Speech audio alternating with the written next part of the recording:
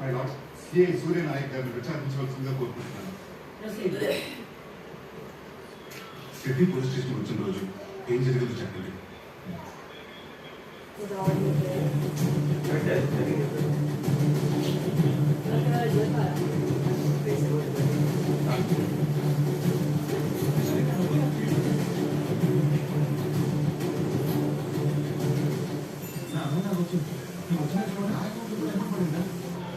Account పెట్టిన డబ్బులు తిరిగి ఇచ్చేసింది. డబ్బులు తిరిగి ఇచ్చేసినంత మాత్రమే తప్పు కాకుండా పోదు. తప్పును ప్రోత్సహించడం కూడా తప్పే అవుతుంది. హ్యాపీ మ్యాట్రిమోనీ తప్పు చేసిన దానికి సిఐ గారు ఇచ్చిన ఆధారాలు ఉన్నాయి.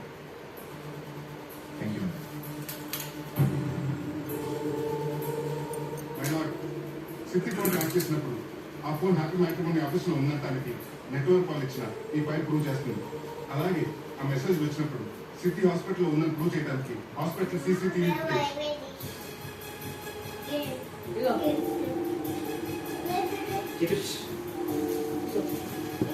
అది ఆమె చేయాలని చేసుకునేమో ఎవరన్నా కానీ నా క్లయింట్ రవీంద్ర గారు చేశారని మాత్రం ప్రూవ్ చేయదు.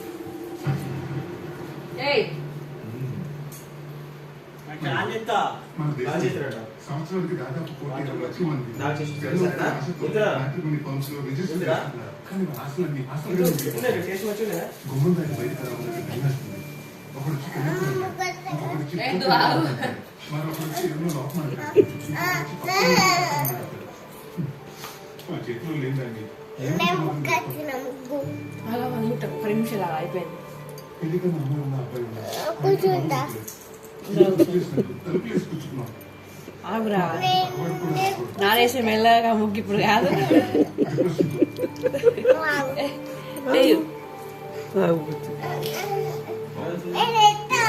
ఒడ్డు గిడేద్దు గిలకెళ్ళేసుకుని గిడేస్తుంది. హ్యాపీ బర్త్డే అనేది ఒక 5 లక్షల మెంబర్స్ ఉన్న హ్యాపీ పెళ్లి ఈ సంవత్సరం మీద ఆ మనిషి మీద ఇలాంటి ఒక ఆరోపణ రావడం కేవలం ఈయన దురదృష్టం. I would now like to conclude my argument with 2 points, Your Honor. అబ్బాయిలు మోసం చేసిన ముద్దాయి సిద్ధిని కఠినంగా శిక్షించాలని కోర్టు వారికి కోరుతుంది. పాయింట్ నెంబర్ 2, ఆధారాలు లేకుండా నా క్లయింట్ మీద పెట్టిన కేసుని డిస్మిస్ చేయవలసిందిగా కోర్టు వారిని రిక్వెస్ట్ చేస్తుంది.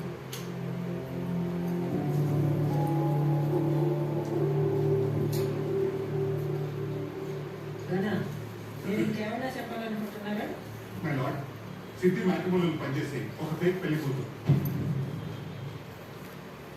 అబ్జెక్షన్ మిలార్డ్, ఇదొక కట్టుదల. సిద్ధి కేవలం ప్లాటినం మెంబర్ మాత్రమే కాదు, ఒక ఫేక్ పెళ్లి కూతురు. తన సెలెక్ట్ చేసుకున్న మగవాళ్ళని కలవడం, వాళ్ళ